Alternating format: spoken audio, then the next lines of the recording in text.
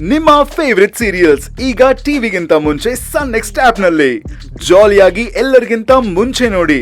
ಈಗಲೇ ಸನ್ next app download ಮಾಡಿ ಮತ್ತು ಸಬ್ಸ್ಕ್ರೈಬ್ ಮಾಡ್ಕೊಳ್ಳಿ.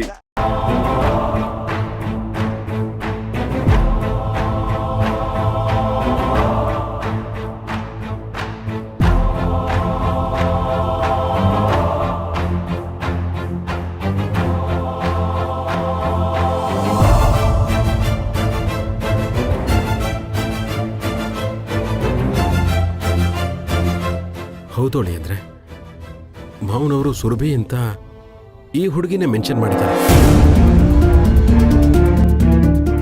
ಬಹುಶಃ ನಮ್ಮ ಅಪ್ಪನಿಗೆ ಈ ಹುಡುಗಿನೇ ಸುರಭಿ ಅಂತ ದೃಢವಾಗಿ ನಂಬಿಕೆ ಬಂದಿರಬೇಕು.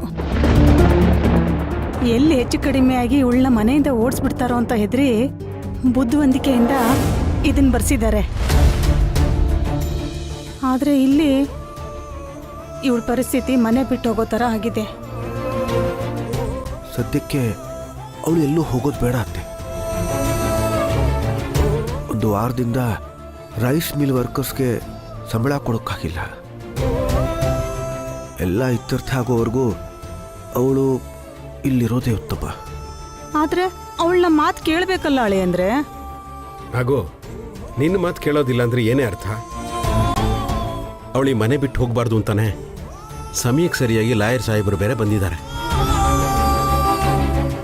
ಈಗ ನೀನು ಹೋಗಿ ಅವಳ ಹತ್ರ ಮಾತಾಡಲಿಲ್ಲ ಅಂದ್ರೆ ಕೆಲಸ ಕೆಡುತ್ತೆ. ನಾಗೋ ನಿಮಗಿಲ್ಲಿ ಕೆಲಸ ಕೆಡೋದ್ರ ಬಗ್ಗೆ ಯೋಚನೆ ಆಗಿದೆ, ಆದ್ರೆ ಅಲ್ಲಿ ಅವಳ ಮನಸ್ಸಿಗೆ ಕೆಟ್ಟೋಗಿದೆ, ಅವಮಾನ ಆಗಿದೆ. ಅದೆಲ್ಲ ಯಾರ್ರೀ ಸರಿ ಮಾಡ್ತಾರೆ? ಅಲ್ಲ ಅತ್ತೆ, ನೀವೊಂದು ಮಾತು. ಆಗಲ್ಲ ಅಳೆ ಅಂದ್ರೆ ಆಗಲ್ಲ. ನನ್ನ ಮಗಳ ಮನ್ಸೇನೋ ಆಟ ಸಾಮಾನಲ್ಲ. ಅವಮಾನ ಅನ್ನೋದು ಎಲ್ರಿಗೂ ಒಂದೇ. ಅದು ಈ ಮನೆಗಾದ್ರೂ ಅಷ್ಟೇ, ನನ್ನ ಮಗಳಿಗಾದ್ರೂ ಅಷ್ಟೇ.